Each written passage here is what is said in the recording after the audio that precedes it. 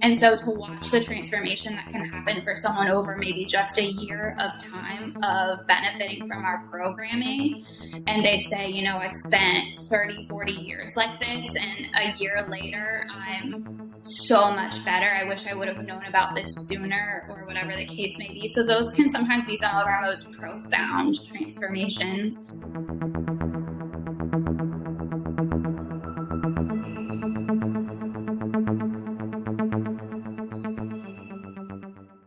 Hey everyone, and welcome to another episode of The Missions That Made Them. I am your host, Jason Verdelli. This isn't just a podcast, but rather it's a movement. It's a movement designed to make the world a better place by bringing more awareness to the great work of the people and organizations making a difference. And more importantly, how are you going to help?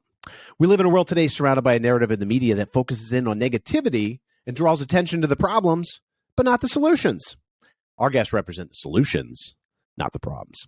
And with that, I am super excited today to have Kyrie Wisenhunt with Paws for People. And she's going to tell us everything about this organization, what they're doing. I had a chance to check out their website, and it is extremely robust.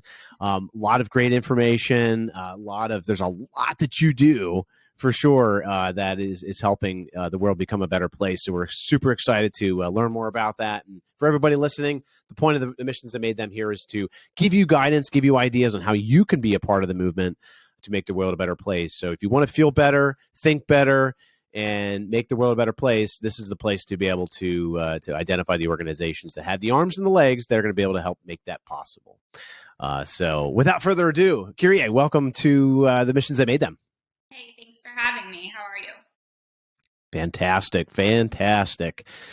So, Kyrie, tell us a little bit about what Paws for People, what's the organization about? Okay, so Paws for People is an internationally accredited nonprofit. We are based in coastal North Carolina, and we serve people nationwide who could use a service or assistance dog to help mitigate challenges that they're facing in their lives. Excellent. So where do you see the majority of the cases that are associated with the help that you are able to provide? I mean, what kind of people need this sort of help and that type of thing? So what we pride ourselves on is helping a really diverse group of people, while some peers in the industry have really honed in on what their niche is. Our niche is actually being broad. So we like to help a diverse population. So to give you some examples, some things that are in high demand for what we provide are people who've experienced trauma and need a psychiatric service dog to help them reintegrate into public, help face some of their triggers, help mitigate their anxiety, help re-engage with their families. A lot of people have a goal of decreasing their dependence on medication, and they're not finding that being done by traditional means alone. So we really pride ourselves in helping become part of someone's holistic plan to reach their goals. And we use a service dog, which is a dog who by federal law can accompany them out in public, can accompany them to medical appointments, and really be that bridge that performs tasks that allows them to re-engage with the things that they would like to be doing. So psychiatric service dogs are a really big kind of part of the demand right now. And I think that's because it's becoming better known and people are more aware. And we provide psychiatric service dogs for people who have experienced trauma, no matter what that might be from. So you might hear a lot about it with like military combat veterans, which we do assist, but we also help civilians, first responders, adolescents, actually. So that's why I say that we pride ourselves on being really diverse. And then even that is only one of the kind of dogs that we train. So the sky's the limit. That's incredible. Yeah, I saw that too on the website, which, by the way, the website is pawsforpeople.org. So it's Paws, the number 4, people.org. So Paws, the number 4, or, as I'm pulling up 2 fingers here, the number 4, people.org. So yeah, and I see you have under the programs there, Paws for Pets, Paws for Prisons, Paws for Seniors, Paws for Education, Reading, People. That's a lot. That's a lot of programs there. So, Kyrie, tell me a little bit about before we dive a little bit further. tell me about how you got to the organization. What really drew you? What attracted you to the organization, and the vision of it? Sure. So actually, I'm historically credited as being the founder of the organization, even Yeah. though what's interesting is I was 12 years old at the time. So clearly, I could not have done Wow. that without help. My father and I actually started the organization together, and it kind of grew out of his experiences facing chronic post traumatic stress disorder after military and government service. And I really had an interest in training dogs and just doing kind of more your traditional therapy work where we went to visit people who were sick or maybe living in away from home in a hospice, whatever the case may be. And in doing that work with me and supporting me in that, he found ways in which the dogs were actually kind of innately doing some things to help him improve. And then we built on that with training. So we saw this kind of hole in the services that were around us, and we decided to just do it ourselves. And then I went and got some certifications, did some apprenticeships, some training on top of traditional 4-year degree. And this has kind of grown along with us. So I'm really fortunate that it's kind of been my life's calling, and I've gotten to do it alongside my dad too. And you found it early too. At 12 years old, I mean, you found that calling, and there was you see the need of this too. You definitely see the need of that connection with the pets, and to be able to provide the help. I would have never really thought to. I've always knew, like with like blind, for if somebody's blind or visual impairments, things like that. But I never really would have guessed it for post-traumatic stress disorder, or with I could see with seniors and everything, but just people with psychiatric issues that would even be a thing. Yeah, so our industry started with guide dogs, so those are the oldest and the most well-known, and what a lot of people kind of envision when they hear the term service dog. So that's correct. And then it evolved into dogs helping with mobility for people who utilize wheelchairs and have limited mobility and could use that physical assistance. And those two things really kind of marked our industry for a long time. And these newer, more creative ways of utilizing service dogs to help with other disabilities has really emerged over the last, I would say, 10 to 20 years, with people getting a lot more creative and a lot more kind of bigger thinking, which is really exciting. Yeah, that's that is so cool. I mean, how did this, so where are you at now as far as size, number of people served? I guess, how do you measure, let me first ask, how do you measure growth in what you're doing, I guess? So in our industry, a lot of people compare size by basically number of dogs that you place per year, number of finished products that you place to help someone. And we're considered medium size in our industry, upper medium size maybe, and we place between 35 and 50 dogs per year. But to give you an idea, we're only able to fulfill about 1 out of every 50 applications that we get asking us for help. And that's, being that there's about 75 accredited organizations in North America at any one time, there's still that much demand that people are really seeking and casting a wide net. So there's a lot of room for growth with us and our peers, for sure. Yeah.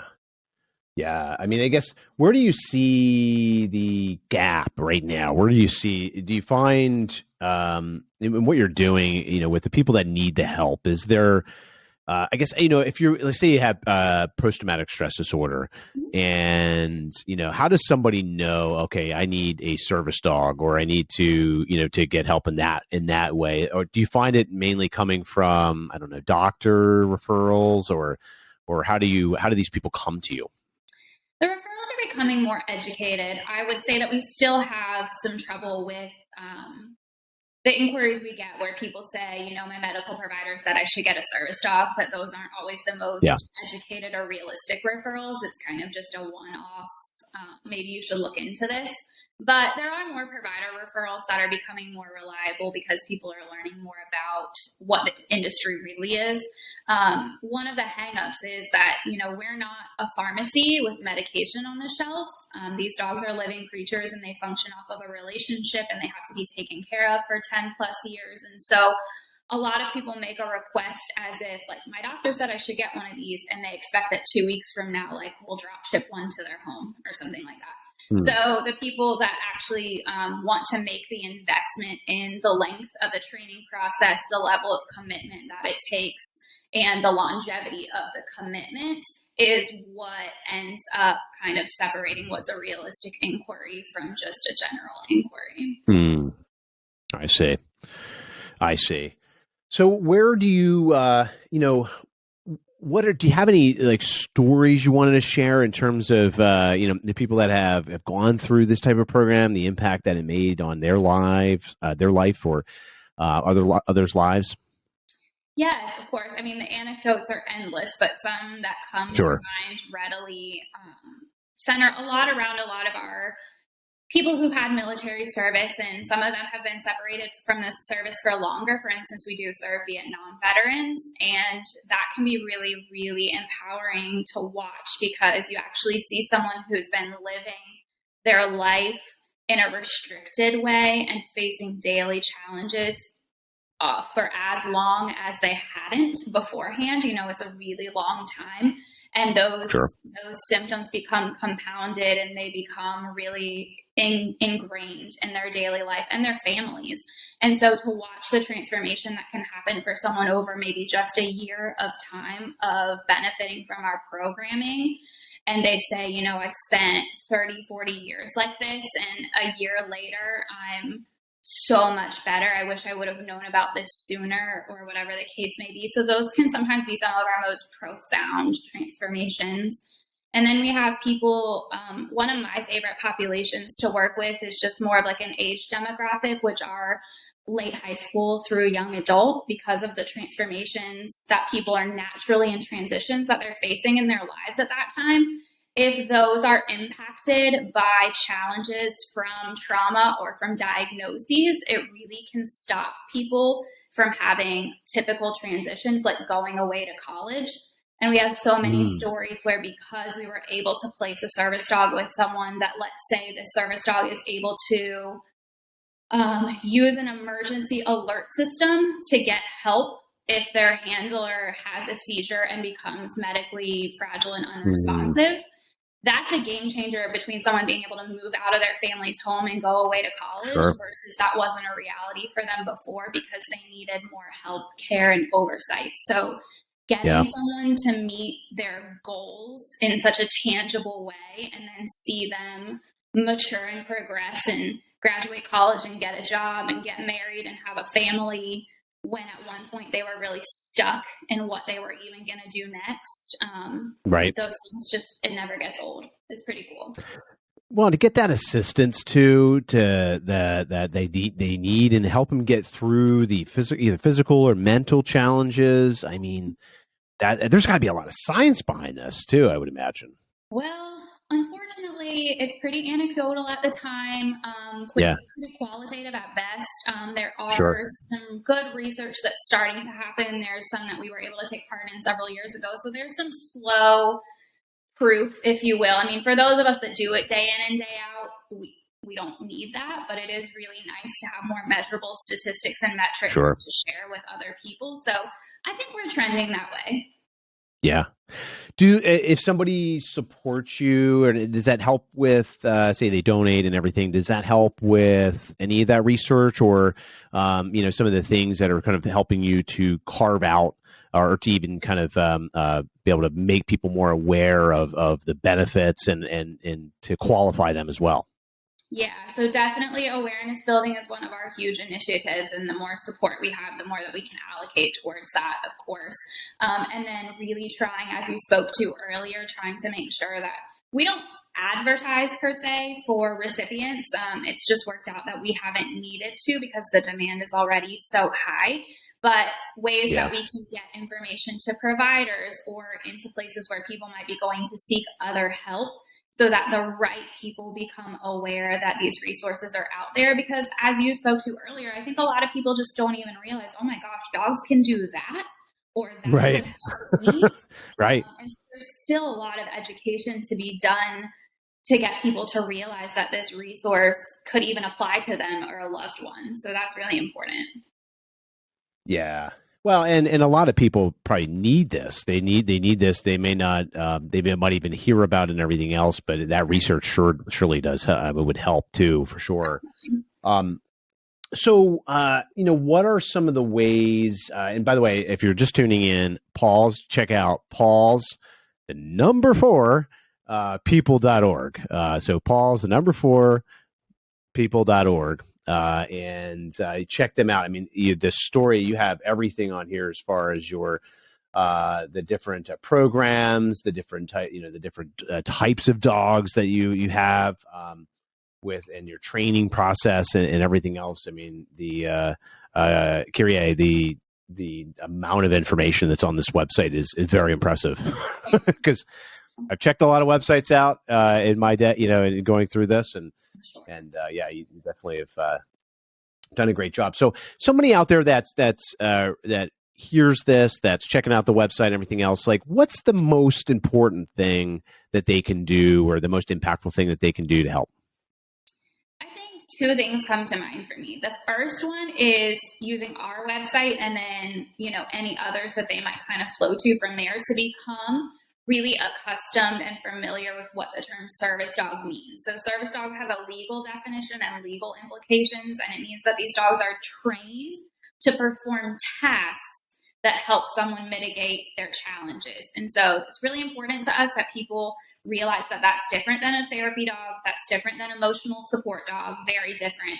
And that there's a lot of kind of misconstruing those terminologies that actually does a disservice to the people that we're trying to help. So the more familiar we can get people with those facts, the more helpful it is for everyone. And then any help with identifying, a friend of a friend, oh my gosh, I bet they didn't know that a dog could do this, or my friend's adolescent child is really facing a lot of challenges and we're really concerned about their future. Like, kind of connecting those dots, because it's really word of mouth that is going to keep getting this out there and keep changing it. There is a coalition. It's called Assistance Dogs International. And that's obviously an international accrediting body and coalition of organizations like ours. So we're by no means the only ones out there who are doing this in a really, really gold standard way. Anyone who's affiliated and certified by Assistance Dogs International has gone through an audit. So that's a place, a resource to go to see if there might be somewhere closer to you that you could volunteer at, or that a friend or family member could get help from. While we love the way that we do things and we're proud of it, there are also other peers of ours who are out there doing it really well. So no matter where you are in the country, if you're interested in this movement, it's something you could be a part of. Yeah.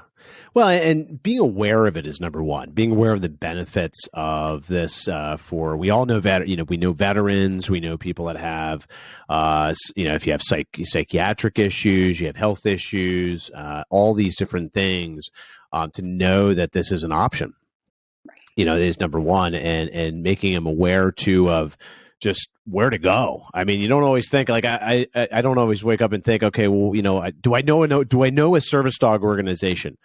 No, I don't. Well, I guess I do today, but do you think about this in everyday life? No, we think about going to maybe go to the doctor, get a pill for that thing, right? Or to go and handle it, meditate. People say meditate, and all this other stuff. What is really, really, really hard when you have issues like that, which sometimes it takes a lot of willpower, and for some people that's not always in the cards right away. It can be challenging, so they need that anecdotal piece that you're offering to be able to kind of bridge that to the point of total, to getting to a point where they're recovered and that type of thing.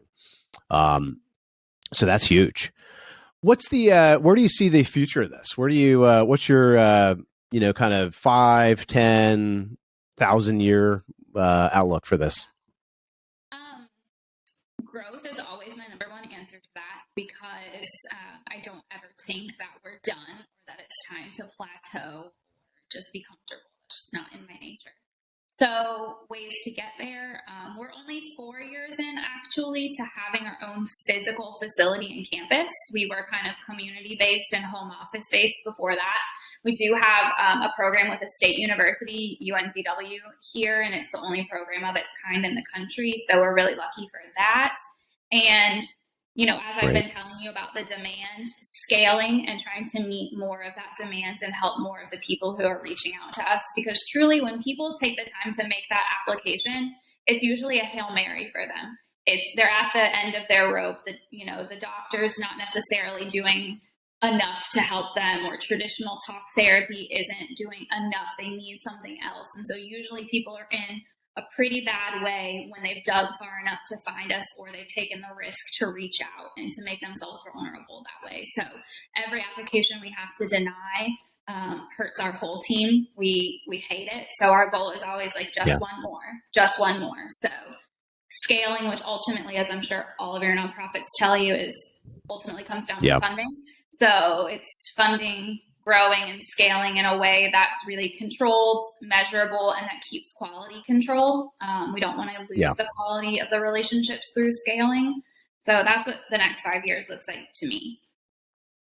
Yeah, and you got a team of people, man. It is an extensive list of people on your website there when you go to the Our Team page. Yes. Are these? Is it staff mainly? Is it a mixture of staff and volunteers, or how does that team look? So that what's the makeup of the general team? With staff, and then pretty much moves into people who are on a part-time basis, and then moves into people who volunteer their time. So our org chart is made up actually majority by people who have a committed role in the organization and a position description and responsibilities, but are doing that on a volunteer basis. And then a very small minority of us are employed. So it takes a village, truly. Yeah, it definitely does. But this stuff, it doesn't always just run on love, right? So you need to get that support. You need the support of the people that are out there that are donating. Now, are you generally, as far as funding and everything else? I mean, is it are you mainly donor supported, or do you is there other different ways that helps keep the organization afloat? Right now, and I say right now because it's 1 year at a time, there is a Department of Defense grant that helps support service dog organizations across the country in veterans-only placements. That's awesome. We are a recipient of some of that funding to help those specific placements, which doesn't help across the board. The rest of our funding is made up by a lot of individual donors and then a small number of corporate sponsors, which you would see on our website as well. So it takes all the pieces of the pie to get us there. I feel way better about paying my taxes now, knowing that at least a portion of that is going to the Department of Defense, which is going to organizations like yours, which are helping vets that we really hope that they keep it funded. So yeah, that's what I love about interviewing and learning about nonprofits too, is because you have the funding that we don't always hear about. I do know that there's grants and everything else clearly, but the knowing where that money comes from and how it's actually being used at the ground level, who's receiving the grants, is really huge. And it's very good. So next time, I guess we are coming up as we do this right now. It's tax day is 10 days away, so we don't feel so bad when we submit those things. Not all bad, yeah. Some of it, I would argue, but I'm at least glad that whatever portion of whatever little portion ends up in the organization, it's going to a great place. So, Kyrie, so anything else? What else did you want to share before we jump off? I think that really does it. If anyone listening and watching would like to check out our website with the number 4, as you've said, there is a newsletter sign up down at the bottom. And there's a lot of ways, of course, people that are local to us can help us in person, boots on the ground, but there's also a lot of things that we run digitally and virtually, and we have clients nationwide who are working in their small areas of the country to support us. So go to that website, follow us on social, sign up for our weekly newsletter, and I think if just for the photos you get alone in that weekly newsletter every Wednesday are going to make you smile, because we have no shortage of puppies. So sign up for some puppy smiles, and we would really appreciate you learning more about us, for sure. Did you hear that? Puppies. Sign up for the email. Go to Paws number 4, people.org, and make sure you sign up. If you scroll all the way down to the bottom there, the newsletter sign up in the bottom right-hand side, you can just put in your email address, and I will be subscribing. Thank you. Myself, Kyrie, I'm excited to not only get to see the puppies, but also more importantly to see what the organization's doing, and more importantly how I can help in any way, shape, or form. So that's great that you're very active, and you guys do a great job too of just staying active in general. Communicate the way you communicate. Your website is extremely robust with great information and very detailed information. So we could spend probably all day talking about that, but again, just be sure. Your boards, there's a lot of content to read on there anytime. Yeah, but remember, go to Paws, the number 4, people.org, and I think hopefully I think we got the website. We've hammered that into people's heads, I think, today. The number, especially the number 4 part. Super excited, Kiri. I was super excited to have you on. I'd love to have you back on at some point. We can go into some of the some of the specific things that you do. Really, the first time I always like to interview just to get a good idea of the organization, give people an overview. And so, with that, any other last words before hopping off? I don't think so. Just thanks so much for having me, and I appreciate everyone's interest. Dogs always bring us together. So this is just another way that they're doing amazing things in the world. So thanks for finding out more. That's excellent. That's excellent. And Kiri, thank you for coming on. And for all of you out there, you can make a difference right now by hitting share on this video. Be sure to check out, again, Paws, the number 4, people.org, and you can learn a lot more about how you can get involved and be a part of the solution to help everybody from your vets, people that really need the help with the service dogs, and how you can get involved and support that effort. What a better feeling that you get from being able to do that. It's just incredible. So with that said, again, also be sure to subscribe to the Missions That Made Them here. Be sure to smack the bell to make sure you get notifications when we come up with new episodes. And with that said, thanks for watching.